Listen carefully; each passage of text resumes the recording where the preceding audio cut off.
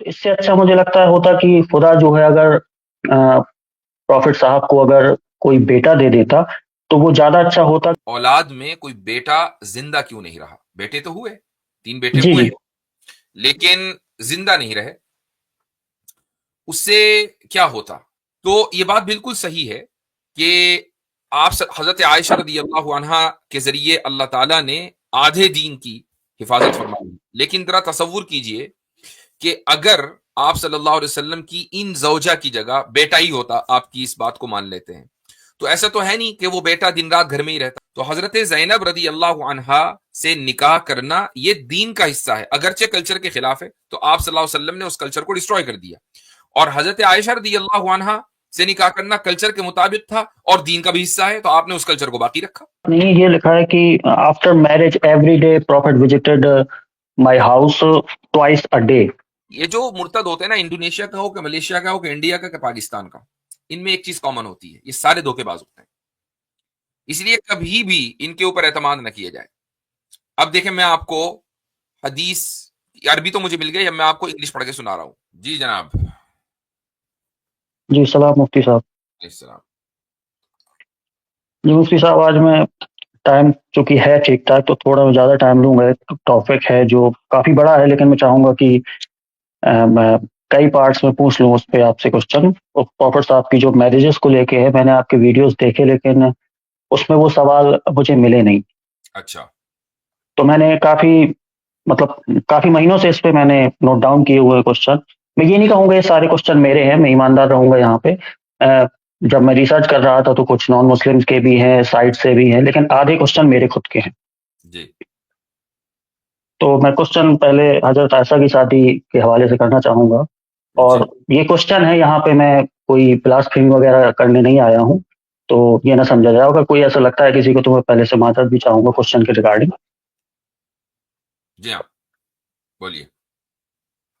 تو جیسے حضرت عائشہ سے جب شادی کی گئی تو یہ کہا جاتا ہے کہ اس لیے بھی کم عمر میں کی گئی کہ تاکہ بعد میں حدیثوں کو کمپائل کرنے کے لیے، ان کو آگے بڑھانے کے لیے کوئی کم ایج کی اگر مہیلا رہیں گی تو زیادہ آسانی رہے گی. تو اس سے اچھا مجھے لگتا ہے ہوتا کہ خدا جو ہے اگر پروفٹ صاحب کو اگر کوئی بیٹا دے دیتا تو وہ زیادہ اچھا ہوتا. کیونکہ پہلی بات تو یہ ہے کہ جو ٹیسٹیمنی کہی جاتی ہے وومن کی، وہ ہاف ہے. دوسری بات یہ ہے کہ کوئی بھی نبی اور رسول جو ہے وہ مہلا نہیں ہے.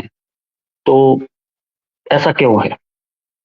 جی، اگر ایسا ہوتا تو آپ آج یہ کہہ رہے ہوتے کہ بھائی اسلام میں تو عورتوں کا کوئی مقام نہیں ہے، کہ نیریٹر کے طور پر بھی عورت کو برداشت نہیں کیا گیا. آپ یا کوئی اور یہ کہہ رہا ہوتا کہ بھائی نیریٹر کے طور پر تو برداشت کر لیتے، یہاں تک کہ اس رول میں بھی، کہ جس رول میں ایک عورت کوئی کردار ادا کر سکتی ہے، وہاں پر بھی ایک بیٹے کو لے آئے. اچھا، یہاں ایک اور مسئلہ ہے، اور وہ یہ کہ آپ صلی اللہ علیہ وسلم کی اولاد میں کوئی بیٹا زندہ کیوں نہیں رہا؟ بیٹے تو ہوئے، 3 بیٹے جی ہوئے جی ہیں، لیکن زندہ نہیں رہے، اس سے کیا ہوتا؟ دیکھیں، اگر آپ علیہ الصلاۃ والسلام کے یہاں بیٹا ہوتا اور وہ بیٹا زندہ رہتا، تو میں یہ نہیں کہہ رہا ہوں کہ اس کا لازمی نتیجہ ہی نکلتا، لیکن اب جو حکمت نکل کر سامنے آتی ہے وہ یہ ہے کہ امت میں نیپٹزم کا جو آپ صلی اللہ علیہ وسلم نے اپنے ہی دور میں اپنے ہی سامنے جو خاتمہ کیا تھا، شاید ایسا ہوتا کہ بیٹے ہونے کی صورت میں امت اس کو یہ سوچتی کہ بھئی آپ صلی اللہ علیہ وسلم کی اولاد ہے، تو پھر انہی کو نائب ہونا چاہیے محمد صلی اللہ علیہ وسلم کے بعد. تو آپ صلی اللہ علیہ وسلم کی بیٹی ہوئی، بیٹی کے شوہر جو آپ صلی اللہ علیہ وسلم کے داماد ہیں وہ خلیفہ بنے ضرور، لیکن پہلے خلیفہ نہیں بنے، وہ چوتھے خلیفہ بنے. اور جس ترتیب پر وہ خلیفہ بنے ہیں وہی ترتیب صحیح بھی ہے. یعنی پہلے خلیفہ حضرت ابوبکر ہیں، پھر حضرت عمر ہیں، پھر حضرت عثمان ہیں، پھر حضرت علی رضی اللہ عنہ. اس کو آپ نیپوٹزم نہیں کہیں گے کیونکہ وہ نمبر 4 پر آ رہے ہیں. ٹھیک ہے، تو ایک تو بات یہ ہے. اب رہی یہ بات جو اصل ٹاپک ہے آپ کا، کہ حضرت عائشہ رضی اللہ عنہا کی جگہ کوئی دوسرا ہوتا، چونکہ عورتیں آپ نے کیا کہا، آدھی عقل ہوتی ہے ان کی. نہیں، جو ٹیسٹیمنی ہے وہ ہاف ہے، یہ آیا ہو. دوسرا پوائنٹ آدھی. دوسرا. جی جی ہاں. تو ٹیسٹمنی اور نریشن دونوں میں فرق یہ ہے کہ ٹیسٹمنی کا تعلق جرائم سے، کورٹ سے، عدالت سے، اور اسلامی جو مزاج ہے وہ یہ ہے کہ عورتیں بدرجہ مجبوری ان جگہوں پر آئیں، بحالت مجبوری. لہٰذا ایک نہیں دو کی قید لگا دی، یعنی جرم اگر ایسی جگہ ہو رہا ہو کہ ایک نہیں دو عورتیں اس کو دیکھ رہی ہیں، تو ایسی صورت میں اب اگر وہ رپورٹ کرنا چاہیں اور عدالت میں کیس لڑنا چاہیں تو یقیناً وہ وہاں پر آئیں. لیکن اگر کوئی ایک آدھ عورت دیکھ رہی ہے، ہو سکتا ہے کہ اس سے عدالت میں ٹیسٹمنی دینے میں بھی گڑبڑ ہو جائے، اور اسلامی مزاج بھی یہ نہیں کہ عورتیں زیادہ عدالتوں کے چکر کاٹیں. اس لیے وہاں پر یہ شرط لگا دی گئی کہ دو عورتیں ہونی چاہیے اور دو کی گواہی ایک کے برابر ہوگی. روایت یعنی نیریشن یہ گواہی نہیں ہے، اگرچہ اس کی رسپانسبلٹی بہت بڑی ہے، لیکن یہاں اسلام نے عورت کے اوپر مکمل اعتماد کیا کہ اگر ایک عورت بھی گواہی نریشن کرے گی اور رپورٹ کرے گی رسول اکرم صلی اللہ علیہ وسلم کی کوئی حدیث، تو اس کو قابل قبول سمجھا جائے گا. تو یہ فرق ہے. لیکن آپ نے جو اس کی بنیاد بنائی ہے وہ بنیاد درست نہیں ہے. آپ نے یہ کہا کہ حضرت عائشہ رضی اللہ عنہا کا نکاح کم عمر میں اس لیے کیا گیا تاکہ وہ دین کی حفاظت کر سکیں، اور آپ نے اس میں نریشن کو جوڑ دیا. تو یہ بات بالکل صحیح ہے کہ آپ حضرت عائشہ رضی اللہ عنہا کے ذریعے اللہ تعالیٰ نے آدھے دین کی حفاظت فرمائی. لیکن ذرا تصور کیجئے کہ اگر آپ صلی اللہ علیہ وسلم کی ان زوجہ کی جگہ بیٹا ہی ہوتا، آپ کی اس بات کو مان لیتے ہیں، تو ایسا تو ہے نہیں کہ وہ بیٹا دن رات گھر میں ہی رہتا، وہ باہر بھی جاتا، اس کی پبلک لائف ہوتی، اس کی سوشل لائف ہوتی، اس کی خالی فیملی لائف تو ہوتی نا. تو جو چیز ایک بیوی جانتی ہے اپنے شوہر کے تعلق سے، یا جن باتوں کا وہ احاطہ کر سکتی ہے، وہ باتیں بیٹا بھی نہیں جانتا، ان باتوں کا بیٹا بھی احاطہ نہیں کر سکتا. اس لیے وہ حکمت کبھی بھی بیٹے کے ذریعے حاصل نہیں ہو سکتی تھی جو حضرت عائشہ رضی اللہ عنہا کے ذریعے حاصل ہوئی. جی اوکے، سیکنڈ پوائنٹ یہ ہے اس میں مفتی صاحب کہ جو پروفیٹ صاحب نے جب حضرت عائشہ کی بات آتی ہے تو اس میں کلچر کو فالو کیا، لیکن جب حضرت زینب کی بات آتی ہے تو اس میں کلچر کو ڈسٹروائے کیا. تو یہ دو الگ الگ پہلو کیوں؟ اس کی وجہ یہ ہے کہ کلچر امپورٹنٹ نہیں ہے، اصل خدا کا حکم اور دین امپورٹنٹ ہے. کلچر اگر امپورٹنٹ ہوتا تو پھر تو جو عرب کا کلچر تھا اس میں تو بہت ساری چیزیں تھیں، صرف شادی ہی کیوں. اس کلچر کا حصہ مورتی پوجا بھی تھی، تو آپ صلی اللہ علیہ وسلم نے اس کو بھی ختم نہیں کرنا چاہیے تھا. اس کلچر کا حصہ یہ تھا کہ ایک عورت کی شادی 10 مردوں سے ہوتی تھی، اس کو بھی ابالش نہیں کرنا چاہیے تھا. شراب، جوئے، سٹے اور لڑکیوں کو زندہ درگور کر دینا، یہ سارے اس کلچر کا حصہ تھے. تو اس میں کسی بھی کلچرل پہلو پر آپ صلی اللہ علیہ وسلم کو بات نہیں کرنی چاہیے تھی اگر کلچر امپورٹنٹ ہوتا. کلچر امپورٹنٹ ہے ہی نہیں، کلچر سیکنڈری چیز ہے، اصل امپورٹنٹ ہے خدا کا حکم. اصل جو چیز امپورٹنٹ ہے وہ ہے دین. دین سے جو چیز ٹکرائے گی کلچر بھی ہوگا تو اس کو ختم کر دیا جائے گا، اور دین سے جو چیز موافق ہوگی اگر وہ کلچر کا حصہ ہے تو اس کو باقی رکھا جائے گا. تو حضرت زینب رضی اللہ عنہا سے نکاح کرنا یہ دین کا حصہ ہے، اگرچہ کلچر کے خلاف ہے، تو آپ صلی اللہ علیہ وسلم نے اس کلچر کو ڈسٹروائے کر دیا. اور حضرت عائشہ رضی اللہ عنہا سے نکاح کرنا کلچر کے مطابق تھا اور دین کا بھی حصہ ہے، تو آپ نے اس کلچر کو باقی رکھا. جی. اب یہ جو اگلا کوشچن ہے مفتی صاحب، یہ تھوڑا سا کنٹروورشل ہے، حالانکہ یہ انڈونیشین ایک ایکس مسلم ہے، اس کے چینل پہ مجھے ملا تھا جی کہ 6 سے 9 سال کے بیچ میں کیا یہ لازم ہے کہ پروفیٹ صاحب نے حضرت عائشہ کو ٹچ بھی نہیں کیا؟ کیونکہ ایک ایسی حدیث موجود ہے صحیح بخاری کی کہ جس میں لکھا ہے کہ prophet visited twice a day after married to Hazrat Aisha. تو وائی ہی وزٹڈ؟ وہ کدھر ہے حدیث؟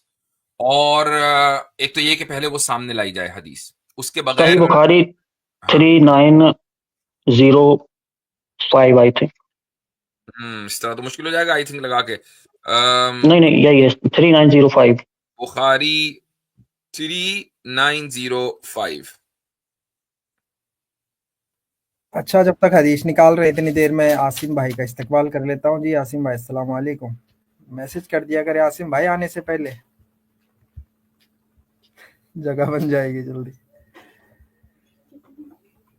آ گئے عاصم بھائی، السلام علیکم رحمۃ اللہ، کیا حال چال ہے؟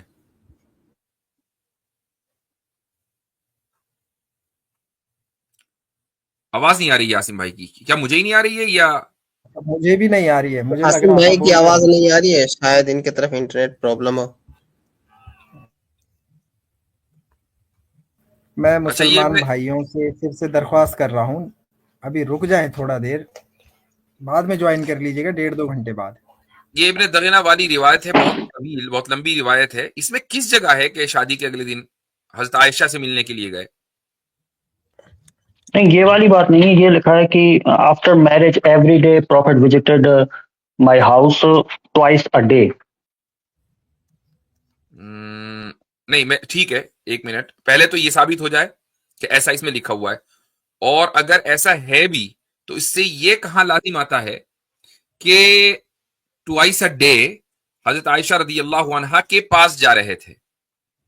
وہ تو پہلے سے جاتے آ رہے تھے، یعنی روزانہ کا آپ صلی اللہ علیہ وسلم کا معمول تھا ابو بکر صدیق رضی اللہ عنہ کے ہاں جانا. اس سے یہ جی جی، نتیجہ نکالنا کہ وہ اس لیے جا رہے تھے، یہ تو شیطانی حرکت ہے. کہ اس پہ ان کا ایک فتویٰ کا ریفرنس اس میں لیا گیا ہے سعودی عربیہ سے.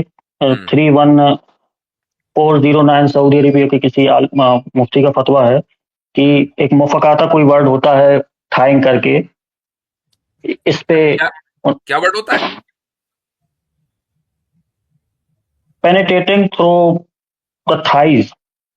اوکے اس کا مفقاتہ کوئی ورڈ ہے.